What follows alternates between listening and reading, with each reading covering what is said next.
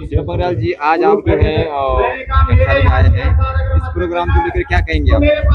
सबसे पहले तो सभी दर्शकों को सीमा पंगराल की तरफ से सादर प्रणाम। और मैं यही कहना चाहूँगी कि हमारे आज मेरे क्षेत्र में जन जागृति संरक्षण समिति द्वारा ये कार्यक्रम हो रहा है। और एक बेटी के लिए मतलब एक बसंत ऋतु में अगर मैच से बुलाव आ जाए तो उससे बड़ी खुशी तो मैं शब्दों में बयान नहीं कर सकती। मैं आज बहुत खुश हूँ और मैं चाहती हूँ कि मेरे घनसाली क्षेत्र में ऐसे बड़े बड़े आयोजन हो, ऐसे बड़े बड़े कार्यक्रम हो और ऐसी मतलब बसंत ऋतु में हमें भी मौका दिया जाए गायन करने का।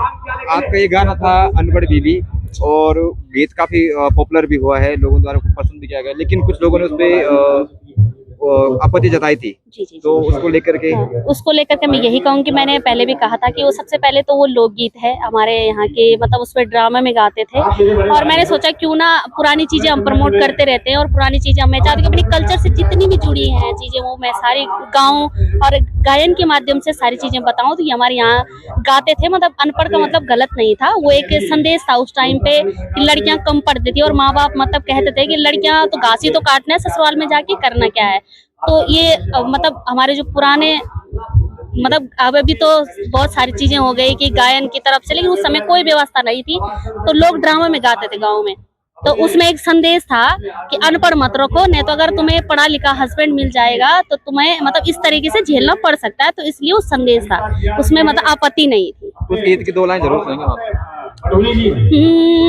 कैसा किस्मत लग मेरा अनपढ़ बीबी क्यों लाया, कैसा किस्मत लग मेरा अनपढ़ बीबी क्यों लाया, घर का मालिक अब सर हो अनपढ़ बीबी क्या जाने, घर का मालिक अब सर हो अनपढ़ बीबी क्या जाने।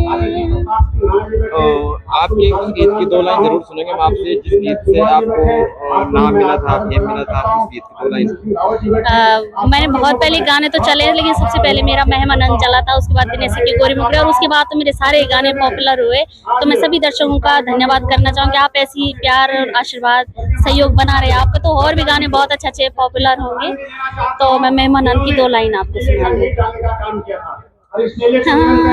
लगोली का बल लेटा लो, लगोली का बल लेटा लो, पूरा गाँव माँ बोले दा मैं माँ, पूरा गाँव माँ बोले दा मैं माँ बनी गे से टालो, लाड़ा बेटा मेरा महिमानंदा महिमा बनी गे से टालो, लाड़ा बेटा मेरा महिमानंदा। गाना बहुत सारा बड़ा है तो आपको तो लाइन ऐसी सुना दी। पहाड़ की ऐसी कई महिलाएं हैं और कई ऐसी लड़कियां हैं जो सिंगिंग के क्षेत्र में जाते हैं। इस सवाल मेरा आपसे स्पेशली, क्योंकि आप खुद महिला हैं, तो वो जाना चाहते हैं लेकिन घर से समर्थन नहीं मिलते उनको, उनके लिए कोई मैसेज आपका? उनके लिए मेरा यही मैसेज है कि हमारी सरकार की तरफ से कलाकारों के लिए कोई व्यवस्था नहीं है उत्तराखंड में, क्योंकि आप कहीं किसी भी क्षेत्र में चले जाओ, किसी भी देश में चले जाओ, वहाँ कलाकारों के लिए बहुत सारी व्यवस्थाएं हैं, लेकिन एक उत्तराखंड है कि जहाँ कलाकारों के लिए कोई व्यवस्था नहीं है। तो मैं खुद तो हम अभी इतने बड़े है नहीं, हम भी ग्रो कर रहे हैं, लेकिन मैं यही चाहूंगी कि हमारे जो सीनियर कलाकार है आप उनको जरूर मौका दें, आप उनको प्रमोट करें। और अगर सरकार और घर वाले हमारे प्रमोट नहीं कर रहे तो हमें अपनी कला को खुद दिखाना चाहिए, खुद गाना चाहिए। आजकल तो बहुत सारे प्लेटफॉर्म है गाने के, स्टूडियो में जाओ, अपना गाना रिकॉर्ड करो और अपनी, आजकल तो सोशल मीडिया के तरीके से ही आप सिंगर बन सकते हैं। मेरा यही कहना है कि आजकल के बच्चों में बहुत टैलेंट है, चाहे वो छोटा है बड़ा है, तो अपना टैलेंट दिखाएं आप, और किसी के भरोसे रहने की जरूरत नहीं, आप आए और अपनी कला को दिखाएं। मतलब आजकल बहुत सारी चीजें सुविधाएं हैं हमारे उत्तराखंड में। आप जो है मंच की शुरुआत आपकी कैसे हुई और कब हुई थी? मेरी मंच की शुरुआत बहुत पहले हुई थी, मेरे अपने क्षेत्र में होलाना खाल में हुई थी। फर्स्ट बार मैंने इतना बड़ा मंच देखा था और उसके बाद बड़े भाई धूम सिंह रावत जी उन्होंने मुझे मंच में ले गए, उसके बाद तो अन्य कलाकार ले गए और सबसे पहले तो उस धूम सिंह भाई का मैं धन्यवाद करना चाहूंगी। उन्होंने उस समय, मैं इतनी बड़ी सिंगर नहीं थी, लेकिन उन्होंने बहुत बड़े बड़े मंच में मुझे ले गए। और उसके बाद आदरणीय प्रीतम भरतौड़ जी, जिनकी मैंने कभी कल्पना नहीं की थी, जिन मंचों की, वो उन मंचों पे मुझे ले गए और आज मैं यहाँ तक हूँ कि 4 लोग मुझे पहचानते मेरे लिए, ये सबसे बड़ी बात है और मैं दिल से धन्यवाद करना चाहती हूँ। वैसे तो सभी सिंगर मुझे ले जाते हैं, मंच में ले जाते हैं, गाना गवाते हैं, जितने भी मतलब उत्तराखंडी सिंगर है, सभी का मैं दिल से धन्यवाद करना चाहती हूँ, लेकिन स्पेशली थैंक्स दुम सिंह भाई का और प्रीतम भरतौड़ जी को। धन्यवाद। शिवा पंगराल जी का सबसे पसंदीदा गायक या गायिका उत्तराखंड में या उत्तराखंड के बाहर कौन है? मैं तो उत्तराखंड के सिंगरों का ही गाने सुनती हूँ, पहले से सुनते ही आई हूँ, जिनके सभी आप भी सुनते आए होंगे।